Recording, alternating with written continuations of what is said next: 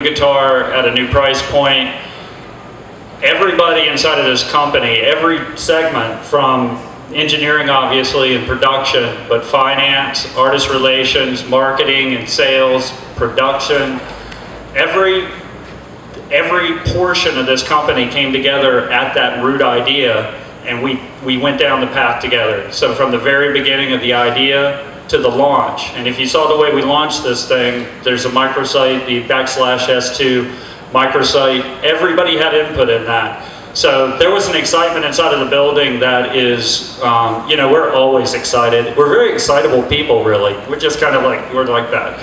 But this was a moment where it took it to another level, and so it's something that I'll always remember. It's been a very special project. So what this guitar is supposed to do, what we want it to do, is we want a new price point, obviously, and this guitar sits right in between an SE and our core manufacturing as far as the dollar amount goes. We're also interested in a new customer. We love our customers, we love you guys. We love throwing this party every year, and we love the reunion that comes with it. But we also want to invite new customers into this world as well. And so we wanted a guitar line that would do that would speak to another customer and want them to come in. And at the same time, that customer is going to be driven by artists that may not be the same artists that we've always had. So we're kind of opening the door a little bit, and we're inviting in another crowd.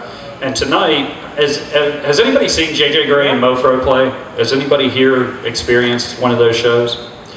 Or listen to the music? You're in for a treat. And there's an example of a new band that came in because of an association with this guitar. And it's a band that I've been listening to for years and loved their music. And I thought that that band would be really an appropriate and cool way to bring in with this S2 launch. So they were a part of our launch. So you'll get a chance to see the S2 in action tonight. You'll also get a chance to see one of the bands that wanted to come along for that ride. So in order to do a guitar like we wanted to do this guitar, you got to take basically it's got to take 1/3 the amount of money to build this thing. And it's pure math, it's simple math. We cannot put the same amount of time into a manufacturing line and charge 1/3 the amount of money. It's just not going to work. So the engineering team had a really challenging task.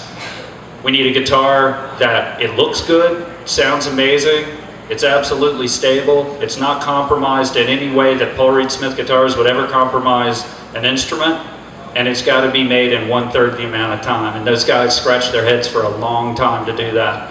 And through that process, the engineering guys and the production guys and the sales guys and everybody, once again, it was very collaborative, came up with processes we were all comfortable with, and we discovered a lot of things along the way that were very cool. And some things Paul and I actually since the 80s have talked about, but we've not done them before. This gave us an opportunity to try some things that we'd never tried before, and that was a lot of fun too.